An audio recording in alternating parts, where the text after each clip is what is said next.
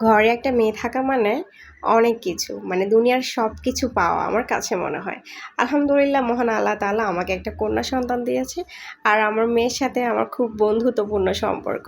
মেয়েদের সাথে কিছু কিছু ব্যাপার থাকে, যেমন চুল বেঁধে দেওয়া, চুলে তেল লাগিয়ে দেওয়া, ঝুঁটি বেঁধে দেওয়া, মাঝে মধ্যে একটু সাজিয়ে গুছিয়ে মেয়েদেরকে রাখা।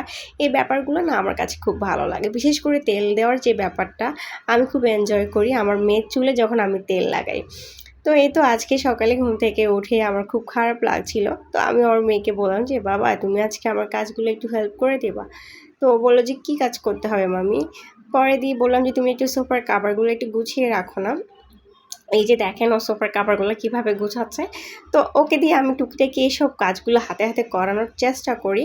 তো অনেকেই বলবেন যে বাচ্চাকে দিয়ে কেন কাজ করাচ্ছি। আসলে আমাদের বাচ্চারা কিন্তু অনুকরণ প্রিয়, ঠিক আছে? বাচ্চাদেরকে বলে কয়ে কিন্তু কিছু হয় না। বাচ্চারা কিন্তু যেটা করব আমরা মা-বাবারা, যে আচরণটা দেখাবো ওটাই কিন্তু শিখবে। তো আমার কাছে মনে হয় আর কি, সব মানে ছোট থেকে বাচ্চাদেরকে একটু একটু কাজে কর্মে সব ক্ষেত্রে একটু প্র্যাকটিস করানো ভালো।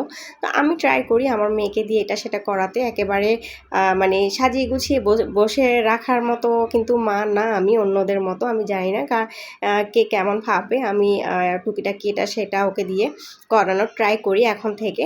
তো এই তো চুলায় আমি তেল বসিয়ে দিয়েছি, রান্না করার জন্য চলে এসেছি। সকালের কাজকর্ম মোটামুটি গুছিয়ে আজকে আমি মিশালি মাছ রান্না করব। মিশালি মাছ বলতে আমাদের পুকুরের কিছু মাছ আম্মু দিয়েছিল। শিং মাছ, কই মাছ, ট্যাংরা মাছ। তো এগুলা ছিল অল্প পরিমাণে। তো ভাবলাম এগুলা যেহেতু পরিমাণে কম, আলাদা আলাদা করে আর কি রান্না করব, সবগুলো একসাথেই রান্না করে ফেলি। আর তেল গরম হলে আমি কিন্তু পেঁয়াজ কুচি, রসুন বাটা দিয়ে দিয়েছি। আর এখন প্রয়োজন মতো মশলা গুঁড়াগুলো দিয়ে দিয়েছি, যেগুলো কিন্তু বলার কিছু নেই। এগুলো দিয়ে খুব ভালো করে নেড়ে ছেড়ে কিন্তু মশলাটা আমি কষিয়ে নেব। তো আমি আমার মেয়েকে সাধারণত মোবাইল তো অত বেশি দেখতে দিই না। মানে টিভিতে যে ভিডিওগুলো মানে বেশিরভাগই দেখায় সেগুলো হচ্ছে ওই বাচ্চাদেরকে দিয়ে কিছু ভিডিও আছে, শিক্ষামূলক কিছু ভিডিও আছে, যেগুলো বাচ্চারা কাজ করে, হেল্প করে, চায় না কিছু ভিডিও আছে। তো আমি সবসময় ওই ভিডিওগুলো দেখানোর ট্রাই করি। তো ওগুলো দেখে দেখে ও নিজে কিন্তু খুব ইন্সপায়ার হয়। ও দেখা যাচ্ছে যে ওই ভিডিওগুলো দেখে ওখানে বাচ্চাগুলো যেভাবে বাবা মাকে কাজে কর্মে সাহায্য করতেছে, ওগুলো দেখে দেখে ও নিজেও আমাকে ওভাবে করার ট্রাই করে। তো এই জিনিসগুলো আসলে খুব ভালো লাগে। বললাম না, বাচ্চাদেরকে বলে কেউ হয় না। বাচ্চারা হচ্ছে অনুকরণ প্রিয়, যেটা দেখবে সেটাই কিন্তু করতে থাকবে।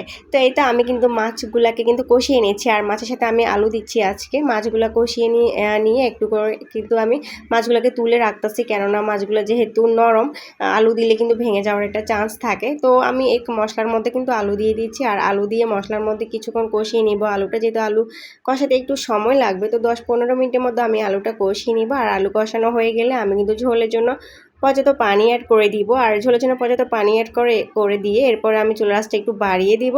চুলার আঁচ বাড়িয়ে দিয়ে যখন ফুটতে থাকবে ঝোলগুলো, তখন আমি মাছগুলোকে আবার দিয়ে দিব। তো এই তো মাছগুলাকে কিন্তু দিয়ে দিচ্ছি। আর মাছগুলো দিয়ে চুলার আঁচটা কিন্তু মিডিয়াম আঁচে রেখে আমি আরও কিছুক্ষণ রান্না করব। তারপর চুলা থেকে নামিয়ে ফেলবো। তো এভাবে কিন্তু আমি মিশালি মাছগুলোকে রান্না করেছি, আর খেতে খুব মজা হয়েছিল। যেহেতু এগুলো পুকুরের মাছ ছিল, ছোট সাইজের শিং মাছ, কই মাছ ছিল। তো খুব মজা ছিল। শিং মাছ আসলে বাজারের যে ফার্মের যে শিং মাছগুলো আমরা কিনি, এগুলো খেতে একদমই মজা লাগে না। আমি কয়দিন আগে কিনেছিলাম, এত বাজে লাগছিল। তো এই ছিল আজকে রান্না।